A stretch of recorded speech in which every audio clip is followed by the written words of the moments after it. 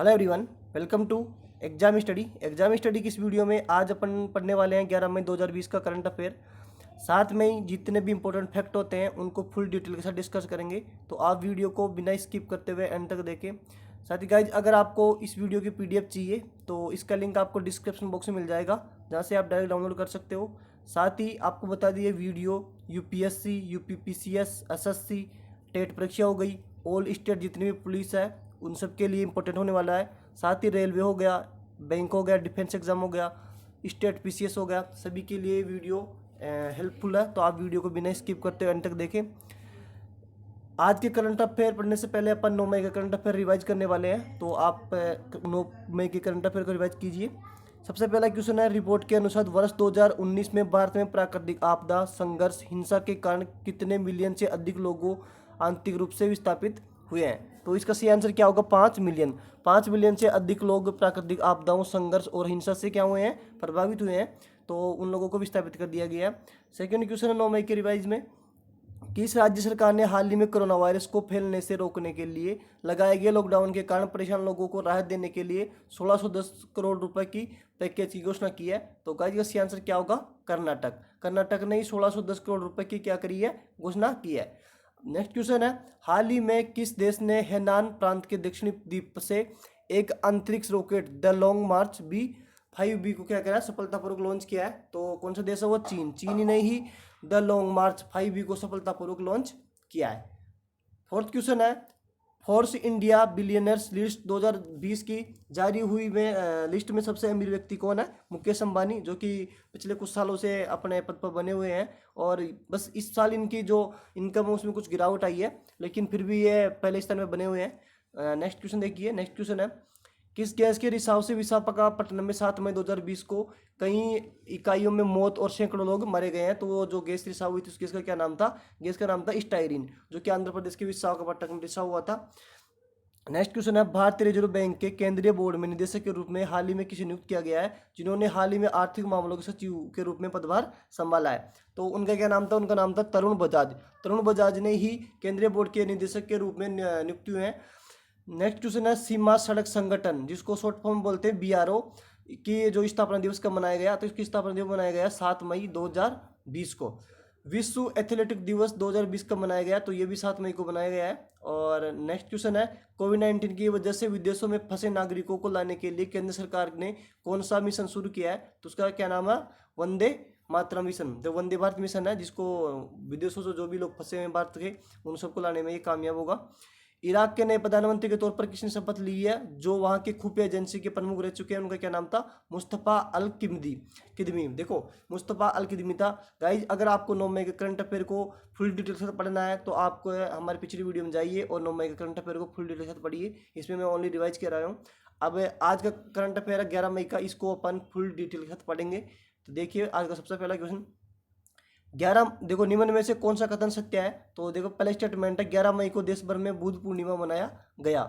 Second आपके पास statement है, बुद्ध पूर्णिमा को दक्षिण और दक्षिण पूर्व एशिया में वैसाख के रूप में मनाया जाता है। तो सोचिए आप इनमें से कौन सा आंसर होगा? ऑप्शन ए सही है, ऑप्शन बी, ऑप्शन सी या ऑप्शन डी?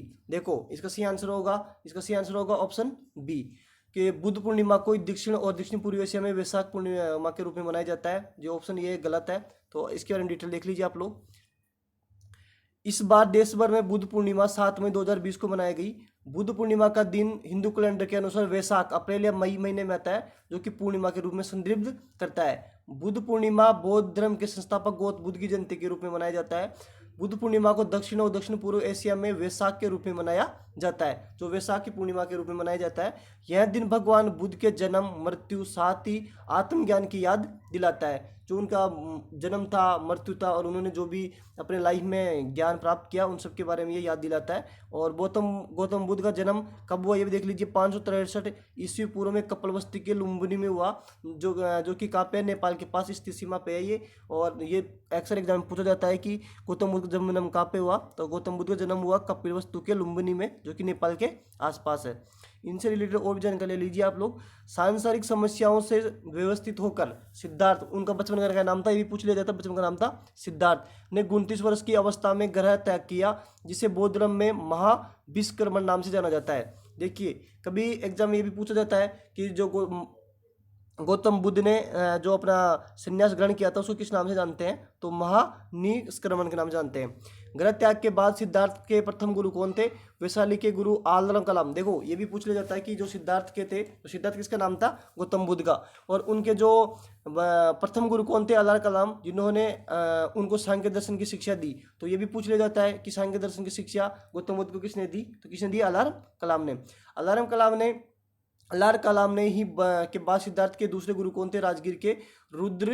देखो रुद्र का पुत्र, देखो ये भी एग्जाम पूछ लेता है, रुद्र का पुत्र थे। और ज्ञान प्राप्ति के बाद गौतम बुद्ध ने अपना प्रथम उपदेश कहाँ पे दिया, सारनाथ में, जिसको किस नाम से जानते हैं, ऋषि पतन में दिया, जिसे बौद्ध ग्रंथों में धर्म चक्र प्रवर्तन के नाम से जानते हैं, धर्म चक्र प्रवर्तन के नाम से जानते हैं। गौतम बुद्ध ने अपने उपदेश जनसाधारण की भाषा पाली भाषा में दिया। तो ये भी एग्जाम पूछा जाता है। तो जो भी मैं डिटेल बता रहा हूँ अक्सर एग्जाम पूछी जाती है, तो आप इसको नोट करते रहिए या फिर इसका स्क्रीनशॉट ले लीजिए। 80 वर्ष की अवस्था में उन्होंने 483 ईसा पूर्व में कुशीनरा देवरिया उत्तर प्रदेश में है, गौतम बुद्ध ने देह त्याग किया। और वहाँ की उनकी मृत्यु कब हुई, 463 ईसा पूर्व में हुई। कहाँ पे हुई, कुशीनगर में, और ये कहाँ पे है, उत्तर प्रदेश देवरिया में, जिसे बौद्ध धर्म में किसके नाम जानते हैं, महापरिनिर्वाण। देखो ये भी पूछ लिया जाता है कि जो गौतम बुद्ध की मृत्यु हुई थी उसको किस नाम से जानते हैं, महापरिनिर्वाण। तो बढ़ते हैं आज के नेक्स्ट क्वेश्चन की तरफ। नेक्स्ट क्वेश्चन अपना, भारतीय मौसम विभाग जिसको शॉर्ट में बोलते हैं IMD, इंडिया मेट्रोलॉजिकल डिपार्टमेंट ने 5 मई से POK के किस जगह का मौसम पूर्वानुमान जारी किया है। तो गाइस इसका सही आंसर क्या होगा, आपको सोचना है। देखिए गिलगित बाल्टिस्तान होगा, मुजफ्फराबाद होगा, असनाई चीन होगा, या फिर A और B होगा। तो गाइस इसका सही आंसर क्या होगा, फोर्थ ऑप्शन। देखो तो A और B ये दोनों सही है, यहाँ पे ऑप्शन कौन सा होगा, 4। तो इसके डिटेल देख लीजिए आप लोग। यह मिनिस्ट्री ऑफ अर्थ साइंस के अंडर में आता है। जो भी POK किसके अंडर में आता है, मिनिस्ट्री ऑफ साइंस अर्थ के। देखो इस डिपार्टमेंट का काम है भारत के लोगों को जानकारी दे वेदर फोरकास्ट का, कि इस डिपार्टमेंट का किसका क्या काम है, कि जो भारत के लोगों को जानकारी देना है वेदर फोरकास्ट के बारे में। और हेड क्वार्टर इसका कहाँ पे है, दिल्ली में, इसके हेड क्वार्टर दिल्ली में है। दुनिया भर में कई जगहों पर इसके स्टेशन भी बने हुए हैं। हाल ही में IMD की रिपोर्ट, IMD बोलते अभी मैंने आपको समझाया था, रिपोर्ट के अनुसार वेदर फोरकास्ट की जानकारी गिलगिट और बाल्टिस्तान को दिखाएंगे। इससे पहले यह कभी कभी इसके बारे में बताते थे, लेकिन अभी से बताया जाएगा। यह मैसेज भेजा जा रहा है कि दिल्ली की अपनी जानकारी जगह जगह पर कब्जा कर रखा है, और इसे जम्मू कश्मीर, लद्दाख, गिलगिट बाल्टिस्तान, मुजफ्फराबाद, पाकिस्तान ने POK के 2 ऑनसोम सीरीज में बटा हुआ है। जो ऑटोनॉमस रीजन है उनमें बटा हुआ है पाकिस्तान का POK। और ये बताया गया इसे जम्मू कश्मीर, लद्दाख, गिलगिट बाल्टिस्तान और मुजफ्फराबाद इसके बारे में क्या करेगा, जानकारी देगा। अब कुछ डिटेल वो देख लीजिए। इस इलाके को पाकिस्तान आज़ाद कश्मीर नाम से कहता है। जो पाकिस्तान है इसको किस नाम से पुकारता है, आज़ाद कश्मीर से, जहाँ मुजफ्फराबाद है और ऊपरी हिस्सा गिलगिट बाल्टिस्तान है। अब गिलगिस्तान जो बाल्टिस्तान को भी पाकिस्तान से मिलाने की कोशिश पाकिस्तान कर रहा है। जो गिलगिट बाल्टिस्तान था उसको पाकिस्तान में मिलाने की कोशिश कर रहा है, और इसके लिए पाकिस्तान का जो चुनाव करवाने की कोशिश कर रहा है, पाकिस्तान वहाँ पे चुनाव कराने की कोशिश कर रहा है। तो ये भी देख लीजिए आप लोग। साथ ही वहाँ के सुप्रीम कोर्ट ने भी इसकी अनुमति दे दी है, तथा इसका विरोध इंडिया कर रहा है। इसका विरोध कौन कर रहा है, इंडिया कर रहा है। दूरदर्शन और आकाशवाणी के प्रोग्राम में रोज 8 मई को इसके बारे में बताएंगे। साथ ही गिलगिट बाल्टिस्तान और मुजफ्फराबाद में जो फोरकास्ट क्या है उसके बारे में डिटेल दी जाएगी। इसके माध्यम से पाकिस्तान सरकार को संदेश दिया जाएगा, और इसके जो इलाके हैं भारत में अभिन्न अंग, और इसके अस्तित्व में वो कुछ भी खिलवाड़ नहीं कर सकते, इसके बारे में जानकारी दी जाएगी। नेक्स्ट क्वेश्चन देख लीजिए। आज का नेक्स्ट क्वेश्चन है, इंटरनेशनल रेटिंग एजेंसी मूडीज ने वित्त वर्ष 2020-21 में भारत की GDP ग्रोथ कितना अनुमान लगाइए, बताइए आप लोग। तो इसका आंसर देखिए कौन सा होगा। तो आपको पहले खुद से सोचना है। ऑप्शन A देख लीजिए 0%, ऑप्शन 2 है 1.1%, ऑप्शन C है 1.9%, ऑप्शन 4 है 2%। तो गाइस इसका आंसर क्या होगा, 0%, यानी ऑप्शन A। अब देख लीजिए के बारे में कुछ डिटेल देख लेते हैं अपन। डिटेल है, मूडीज का कहना है कि लॉकडाउन की वजह से भारत की GDP में जो भारत की इकोनॉमी है उसमें बहुत गिरावट आई है। हालांकि 2022 में यह तेजी से वापसी करेगी। भारतीय अर्थव्यवस्था की GDP ग्रोथ 6.6% तक जा सकती है। राजकोषीय घाटे को भी 5.5% तक रहने का अनुमान जताया है। इससे पहले बजट में वित्त मंत्री ने 3.5% की घाटे की बात कही है। जो अपने वित्त मंत्री है, अब आपको कमेंट सेक्शन में बताना है कि अपने वित्त मंत्री कौन है, जिन्होंने कितनी बताई है, 3.5% की जो घाटे की बताया है उसने। और बता दें कि मूडीज ने पिछले साल नवंबर में भारत को स्टेबल यानी स्थिर अर्थव्यवस्था से हटाकर नेगेटिव में डाल दिया गया है। अब आप कुछ और भी देख लीजिए जिन्होंने जीडीपी का अनुमान लगाया। जो वर्ल्ड बैंक का, देखिए वर्ल्ड बैंक ने भारत की जीडीपी कितनी बताई है, 1.5 से 0.8% जो ग्रोथ है जो इकोनॉमी में है वो बताइए। साथ ही देख लीजिए आप लोग, स्टैंडर्ड एंड पुअर्स ने जो जीडीपी ग्रोथ का कितना अनुमान लगाया है, उन्होंने लगाया है 1.8%। अब मूडीज ने देख लीजिए, मूडीज ने कितना लगाया 0.5%। अब एडीबी की बात करूँ मैं, तो एडीबी में कितना लगाया इसका 4%। अब देख लीजिए नेक्स्ट क्वेश्चन है उत्तर प्रदेश। उत्तर प्रदेश कैबिनेट ने पिछले वक्त के लिए ज्यादातर श्रम कानूनों यानी लेबर्स लॉ को निलंबित करने का अध्यादेश पास किया है। कितने साल के लिए किए थे आपको बताना है। ऑप्शन देख लीजिए, 2 साल, ऑप्शन बी है 1 साल, ऑप्शन सी है 3 साल, ऑप्शन 4 है हमेशा के लिए। तो गाइस का सही आंसर होगा 3 साल के लिए। अब इसके डिटेल्स देख लेते हैं अपन। तो 3 साल के लिए उन्होंने लगा दिया है। राज्य मंत्रिमंडल ने 8 मई 2020 को उत्तर प्रदेश अस्थायी श्रम कानून से छूट अध्यादेश 2020 Uttar Pradesh temporary exemption from stern labour laws ऑडिशन 2020 को मंजूरी दे दी गई है। सरकार का कहना है कि लॉकडाउन के बीच आर्थिक गतिविधियों को पुनर्जीवित करने के लिए ऐसा किया गया है। तो उनकी सरकार का कहना है कि लॉकडाउन के जो आर्थिक गतिविधियां हैं उनको दोबारा से पुनर्जीवित करने के लिए ऐसा ऐलान किया गया है। अध्यादेश को राष्ट्रपति के पास अनुमति लेने के लिए भेजा गया है। जो अनुमति देंगे नहीं देंगे इसके लिए उनको भेजा गया है। साथ ही देख लीजिए आप थोड़ा सा कानून, जो कौन सा कानून 3 साल के लिए एक्सपेंड होगा वो देख लीजिए, सस्पेंड होने वाला है। इनमें से औद्योगिक विवादों को निपटाने के लिए, व्यावसायिक सुरक्षा, श्रमिकों के स्वास्थ्य और काम के लिए स्थिति, ट्रेड यूनियन, कॉन्ट्रेक्चुअल वर्कर्स हो गए, प्रवासी मजदूरों से संबंधित कानून हो गए, इन सबको क्या करेगा, सस्पेंड किया जाएगा। नेक्स्ट कुछ डिटेल वो देख लीजिए। अध्यादेश में किन श्रम कानूनों को छूट दी जाएगी। अब देख लीजिए आप लोग जो कौन से कानून उनको छूट दी जाएगी। तो ये पहले की तरह लागू ही रहेंगे। कुछ श्रम कानून लागू होंगे जिनमें से भवन व अन्य निर्माण श्रमिक अधिनियम हो गया, कामगार क्षतिपूर्ति अधिनियम हो गया, बंदोबस्त श्रम प्रणाली अधिनियम हो गया, मजदूर भुगतान अधिनियम। राज्य सरकार ने कहा है कि श्रम कानूनों में बच्चों और महिलाओं से संबंधित प्रावधान लागू होते रहेंगे। तो ये सब जो कानून है वो लागू रहेंगे और छूट दी जाएगी इनमें। आयुष कवच के संदर्भ में निम्न में से कौन सा कथन सत्य है, इसकी पुष्टि कीजिए। ऑप्शन ए देख लीजिए, उत्तर प्रदेश, देखो ये स्टेटमेंट पहला क्या है, उत्तर प्रदेश सरकार ने राज्य के आयुष विभाग द्वारा विकसित आयुष कवच नामक एक मोबाइल एप्लीकेशन लॉन्च की है। ऑप्शन जो स्टेटमेंट बी है वो देख लीजिए, यह एप्लीकेशन कोविड-19 से लड़ने की प्रक्रिया के बारे में प्रत्यक्ष का बढ़ावा देने हेतु स्वास्थ्य उपचार और उपाय प्रदान करने के लिए उद्देश्य से शुरू किया जाएगा। तो इसका आंसर कौन सा सही होगा आप बताइए, पुष्टि करनी है। तो गाजी का सही आंसर होगा ऑप्शन 3, यानी ए और बी दोनों सत्य है, दोनों स्टेटमेंट क्या है इसमें सत्य है। अब इसके बारे में अपन डिटेल से पढ़ेंगे, वो भी देख लीजिए। अब देखिए, हाल ही में उत्तर प्रदेश सरकार ने राज्य के आयुष विभाग द्वारा विकसित आयुष कवच नामक एक मोबाइल एप्लीकेशन लॉन्च किया है। तो देखो जितने भी राज्यों ने मोबाइल एप्लीकेशन लॉन्च किए हैं उन सबको आप डिटेल से देख लीजिए। तो इसके लिए मैंने स्पेशल वीडियो बनाया है, तो वो आप वीडियो जाके देखिए पहले। यह एप्लीकेशन कोविड-19 से लड़ने की प्रक्रिया में प्रतिरक्षा को बढ़ावा देने हेतु स्वास्थ्य उपचार और उपाय प्रदान करने के लिए उद्देश्य शुरू किया गया है। इसमें जो कोविड-19 से जितने मरीज हैं उनको सुविधा प्रदान की जाएगी। यह एप्लीकेशन कुछ अवयवों के औषधीय गुणों के बारे में जानकारी देगा, कि जो ये एप्लीकेशन है कि कुछ औषधियों के बारे में जानकारी देगा जिससे कोविड-19 के लड़ने की प्रतिरक्षा बढ़ेगी। यह एप्लीकेशन उपयोगकर्ताओं को विशेषज्ञों औषधि से संबंधित सलाह देने के लिए सक्षम बनेगा, कि आपको किस तरह सलाह देगा, तो ये आपके लिए हेल्पफुल होने वाला है। तो आप इसको डाउनलोड कर सकते हो। साथ ही एप्लीकेशन का मुख्य उद्देश्य उपयोगकर्ताओं को यह जानकारी प्रदान करना है कि कोविड-19 का मुकाबला करने के लिए शरीर की प्रतिरक्षा में तुलसी, लौंग, दालचीनी जैसी आम रसोई सामग्री का भी क्या महत्व हो सकता है। कि जो अपनी जो देसी इलाज करते हैं अपन, तो इनके लिए जो तुलसी, लौंग और दालचीनी है, इनका अपने शरीर पे क्या योगदान रहेगा, इन सब के बारे में जानकारी देगा ये। आयुष मंत्रालय ने कोविड-19 से मुकाबला करने के लिए प्रतिरक्षा बढ़ाने हेतु कई उपायों और आयुर्वेदिक प्रथाओं को शुरुआत की है। तो गाइज जो अपने लिए सरकार कर रही है। साथ ही मैं फिर बोल रहा हूँ, आपको जितने भी मोबाइल एप्लीकेशन लॉन्च हुए हैं उनसे एक क्वेश्चन बनेगा। तो आप हमारे वीडियो दिया है उसका लिंक आपको डिस्क्रिप्शन बॉक्स में मिल जाएगा, जहाँ से आप वीडियो देख सकते हो।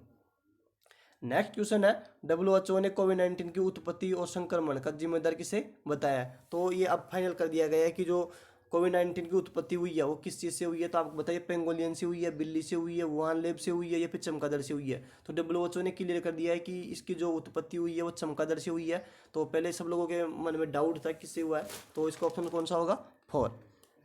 अब किसके बारे में डिटेल्स देख लेते हैं। इससे पहले विवाद था कि यह वायरस कैसे फैला है। इसका कोई जिम्मेदार पेंगोलिन बता रहा था, तो कोई क्या बता रहा था, चमगादड़ बता रहा था। विश्व स्वास्थ्य संगठन WHO के ने पशु रोग विशेषज्ञ पीटर बेन ने, कौन था विशेषज्ञ का क्या नाम था, पीटर बेन ने 8 मई 2020 को मीडिया से इस बात की पुष्टि की है, जिन्होंने कहा है कि कोरोना वायरस चमगादड़ से फैला है और यह सामान्य बिल्ली फॉरेस्ट बिल्ली प्रजाति का एक जीव है को संक्रमित कर सकता है। चमगादड़ों से इंसानों में संक्रमण फैलने की वजह यानी बाकी है, यह कोई पहली बीमारी नहीं है जो चमगादड़ों से फैली है, पहले भी बहुत सारी बीमारियां फैल चुकी है। 2002 में चमगादड़ों से फैले सोर्स ने दुनिया भर में 774 मौतें कर दी थी। तो ये भी देखो, चमगादड़ से पहले भी कुछ बीमारियां फैल चुकी है। तो उसका क्या नाम था, सोर्स था। और अब ये जो महामारी फैल रही है कोविड-19, ये पूरे देश को एक तरीके चुनौती है। अब नेक्स्ट देख लीजिए आप लोग कुछ और डिटेल से। सोर्स वायरस पहले चमगादड़ से बिल्ली और इससे इंसानों तक पहुंचा। पहले वो बिल्ली में पहुंचा और बिल्ली से फिर क्या पहुंचा, इंसानों में पहुंचा। तो इससे भी 774 लोगों की मौत हो चुकी थी।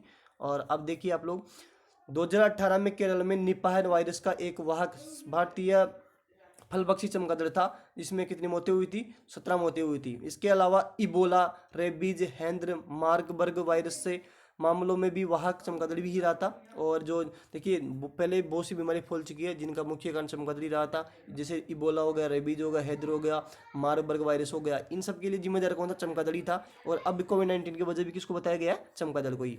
वैज्ञानिकों का कहना है कि चमगादड़ से ढेर सारे वायरस पाए जाते हैं। चमगादड़ के अंदर बहुत सारे वायरस पाए जाते हैं जो अपने शरीर के लिए बहुत ही नुकसानदायक होते हैं, जो अन्य जानवरों की तुलना में लोगों को ज़्यादा संक्रमित करते हैं। तो ये ऐसी बीमारी है, जो भी इसकी बीमारी फैलती है वो हवा में फैलने वाली बीमारी है। इसको वायरस है जो छूने से फैल जाते हैं।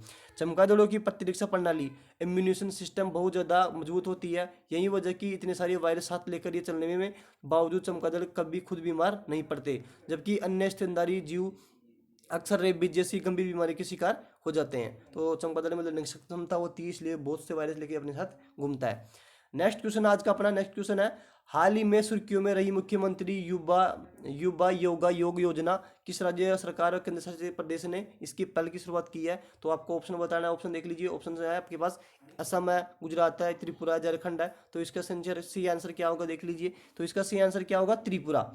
मुख्यमंत्री युवा योगा योग योजना त्रिपुरा राज्य की कल्याणकारी योजना है। हाल ही में राज्य सरकार ने मुख्यमंत्री, उनका क्या नाम है, त्रिपुरा के विपुल कुमार देव ने योजना के साथ एक रूप में जो ऑनलाइन पोर्टल भी लॉन्च किया है। इस योजना के तहत जो छात्र कॉलेज विश्वविद्यालयों में अंतिम वर्ष में है, वे इस पोर्टल के माध्यम से आवेदन कर सकते हैं और राज्य सरकार के स्मार्टफोन के लिए 5,000 रुपये की वित्तीय सहायता प्रदान करेगी। और लोगों को कितने रुपये, 5,000 रुपये की वित्तीय सहायता प्रदान करेगी। इस योजना में 14,000 से अधिक छात्र लाभान्वित हो गए।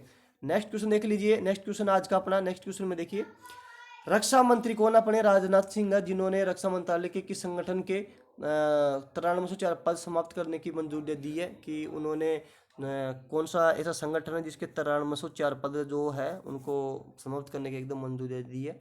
तो ऑप्शन देख लीजिए, भारतीय तटरक्षक है, DRDO है, आर्मी है, मिलिट्री इंजीनियरिंग सर्विस है। तो गाइस इसका सही आंसर क्या होगा, मिलिट्री इंजीनियरिंग सर्विस के 9304 पदों को जो नष्ट करने की, समाप्त करने की उन्होंने ऐलान कर दिया गया। सरकार का कहना है कि ये पद पिछले 3 साल से खाली पड़े हैं, इसलिए किसी भी नौकरी नहीं दी जाएगी। यह फैसला अन्य सैन्य बलों की क्षमता बढ़ाने, रक्षा खर्च को पुनः संतुलित करने के लिए किया जाएगा। MES भारतीय सेना में इंजीनियरिंग कोर के तहत कार्य करने की वाली प्रमुख कंपनी है ये। और क्या है, मिलिट्री इंजीनियरिंग सर्विस। देख लीजिए, इसकी स्थापना हुई थी 1851 में। देख लीजिए, बहुत पुरानी अपनी ये सर्विस कंपनी है। तो इसकी स्थापना हुई थी 1891 में। साथ ही आपको ये भी पता होना चाहिए इनका काम क्या है। इसका काम है Indian arms forces, army, navy, air force, Indian फोर्स्ट गार्ड, DRDO को रियर लाइन इंजीनियरिंग और इंफ्रास्ट्रक्चर सहायता प्रदान करना होता है। लेकिन 3 साल से यहाँ पे सारे पद खाली पड़े हैं, इसलिए इसको अब समाप्त करने की घोषणा की गई है। यहाँ भारत की सबसे बड़ी निर्माण एजेंसी में से एक है, जो इसका साल का बजट कितना होता है, 13,000 करोड़ रुपए होता है। अब देखो, ये जो पद हटा दिए जाएंगे तो ये किसी और मिलिट्री एक्सरसाइज में काम दिए जाएंगे। इसके इंजीनियरिंग इन चीफ कौन है, लेफ्टिनेंट जनरल SK श्रीवास्तव इसके क्या है, इंजीनियरिंग चीफ है। नेक्स्ट क्वेश्चन देख लीजिए आज का अपना। नेक्स्ट क्वेश्चन में है, संयुक्त राष्ट्र पर्यावरण कार्यक्रम UNEP ने गुडविल एम्बेसडर के तौर पर एक्ट्रेस दिया मिर्जा का कार्यकाल अब कितने वर्ष के लिए बढ़ा दिया है। तो गाइस इसका आंसर सी होगा, आपको चूज करना है। ऑप्शन ए देख ली, 2022, 2021, 2023, 2024। तो इसका सही आंसर क्या होगा, 2022 तक इसका कार्यकाल बढ़ा दिया गया है और आपको पता होना चाहिए। साथ ही गुडविल एम्बेसडर की कार्य सेवा 2 साल की होती है। दिया मिर्जा सतत विकास लक्ष्य की प्राप्ति के लिए संयुक्त राष्ट्र की विशेष दूत भी है। यूएनईपी का गुडविल एम्बेसडर का कार्यकाल बढ़ने के बाद अब दिया मिर्जा संयुक्त राष्ट्र में स्वच्छ वायु, स्वच्छ समुद्र, वन्य जीव संरक्षण, जलवायु परिवर्तन सहित प्रमुख क्षेत्रों पर संयुक्त संदेश पहुंचाने के लिए काम करना जारी रखेगी। गुडविल एम्बेसडर संयुक्त राष्ट्र के कहने के का धन जुटाने, लोगों को साथ में लाने के लिए काम करना। कार्यकाल के तौर पर हर साल $1 का प्रतीकात्मक भुगतान मिलेगा। इसके अलावा उन्हें सभी यात्रा भत्ते के प्रदान किए जाएंगे। संयुक्त राष्ट्र कार्यक्रम पर्यावरण जो है संयुक्त राष्ट्र पर्यावरण कार्यक्रम यूनिएप का मुख्यालय कहाँ पे आपको बताना है। इसका मुख्यालय नैरोबी और नैरोबी कहाँ पे, केन्या में। और कार्यक्रम निदेशक कौन है, हंगर एंडरसन। आपको इस क्वेश्चन से इतनी जानकारी मिलती है। नेक्स्ट क्वेश्चन है सही जोड़े का मिलान कीजिए। जो आपको नीचे ऑप्शन दिए हुए आपको दिए हुए स्टेटमेंट उनको सही मिलान करना है कि 7 मई, 1 मई, 5 मई, 8 मई को कौन कौन सा दिवस मनाया जाता है। तो गाइस इसका सही आंसर होगा BADC। BADC मतलब समझिए आप लोग। ये तो अब देखिए आप BADC। तो इसका मतलब ये हुआ कि 7 मई को कौन सा मनाया जाता है। 7 मई को मनाया जाएगा सीमा सड़क संगठन स्थापना दिवस। और आप देखिए 1 मई को कौन सा मनाया जाता है। 1 मई को मनाया जाता है अंतर्राष्ट्रीय श्रमिक दिवस। मैं बात करूँ 5 मई को, तो 5 मई को कौन सा मनाया जाता है, विश्व अस्थमा दिवस मनाया जाता है, विश्व अस्थमा दिवस। साथ ही मैं बात करूँ 8 मई को, तो 8 मई को कौन सा मनाया जाता है, विश्व रेड क्रॉस दिवस। तो अब देखिए आप लोग इसके बारे में डिटेल्स देख लीजिए। विश्व रेड क्रॉस दिवस 8 मई को मनाया जाता है। यह दिन रेड क्रॉस की अंतर्राष्ट्रीय समिति के संस्थापक जीन हेनरी ड्यूनेट के जन्मदिन की सालगिरह के रूप में मनाया जाता है, जिन्होंने बेल शांति पुरस्कार भी मिल चुका है। इन्होंने 1863 में स्विट्जरलैंड के जिनेवा में रेड क्रॉस कमेटी इंटरनेशनल की स्थापना की है और यह युद्ध में प्रभावित शरणार्थियों, नागरिकों और कैदियों की सहायता भी करता है। नेक्स्ट देख लीजिए आप लोग। नेक्स्ट डे है विश्व थैलीसीमिया दिवस। विश्व थैलीसीमिया दिवस कब मनाया जाता है, 8 मई को मनाया जाता है। थैलीसीमिया एक आनुवांशिक रक्त रोग है जिसमें मरीज के भीतर खून का ठीक से निर्माण नहीं हो पाता है। इसकी वजह से रोगी को बार बार खून चढ़ाना पड़ता है। इस वर्ष विश्व थैलीसीमिया दिवस की थीम क्या थी, the driving of new era of thalassaemia. देख लीजिए सीमा सड़क संगठनों के दिवस कब मनाया जाता है, 7 मई को मनाया जाता है। 5 मई 2020 को निम्न में से कौन सा दिवस मनाया जाता है, विश्व अस्थमा दिवस। अंतर्राष्ट्रीय मिडवाइफ डे, विश्व हाथ स्वच्छता दिवस। विश्व अस्थमा दिवस कब मनाया जाता है, मई के पहले मंगलवार को मनाया गया और कब मनाया गया, इस बार 5 मई को। नेक्स्ट क्वेश्चन देख लीजिए आज का अपना, कुछ डिटेल और देख लीजिए। किस महान व्यक्ति की जयंती मनाई गई, कार्ल मार्क्स को ज्ञानी जैल सिंह की जयंती मनाई गई, कब मनाई गई, आप इसको आंसर बताना है। वर्ल्ड प्रोसेस फ्रीडम डे कब मनाया गया, 3 मई को। और आपको बताना है किस महान व्यक्ति की जयंती मनाई गई, कार्ल मार्क्स और ज्ञानी जैल सिंह को, कब इसकी मनाई गई, तो 5 मई को। वर्ल्ड ट्यूमर डे कब मनाया जाता है, गाइस इसका आंसर क्या होगा, 2 मई को। 1 मई को कौन सा मनाया जाता है, अंतर्राष्ट्रीय श्रमिक दिवस मनाया जाता है। अब मैं 12 मई की बात करूं तो 12 मई को कौन सा मनाया जाता है, अंतर्राष्ट्रीय नर्स डे मनाया जाता है। साथ में 21 मई के बारे में बात करें तो 21 मई को मनाया जाता है आतंकवाद विरोधी दिवस मनाया जाता है।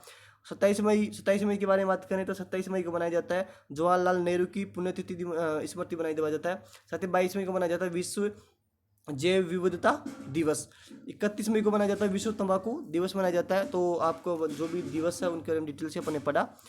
साथ ही गाइज उम्मीद करते हैं कि हमारी ये वीडियो आपको पसंद आई होगी। अगर वीडियो पसंद आई तो इसको लाइक करना ना भूलें। साथ ही हमारे चैनल को सब्सक्राइब करें और इस वीडियो को स्टडी ग्रुप में शेयर करें ताकि वो लोगों को भी इसका फायदा मिल सके। गाइज आपका लाइक करने में कुछ नहीं देता, आपके एक लाइक से हमारा मनोबल बढ़ता है, तो वीडियो को जरूर लाइक करें, साथ ही इसको शेयर करें। थैंक यू, फिर मिलते हैं किसी नेक्स्ट वीडियो में।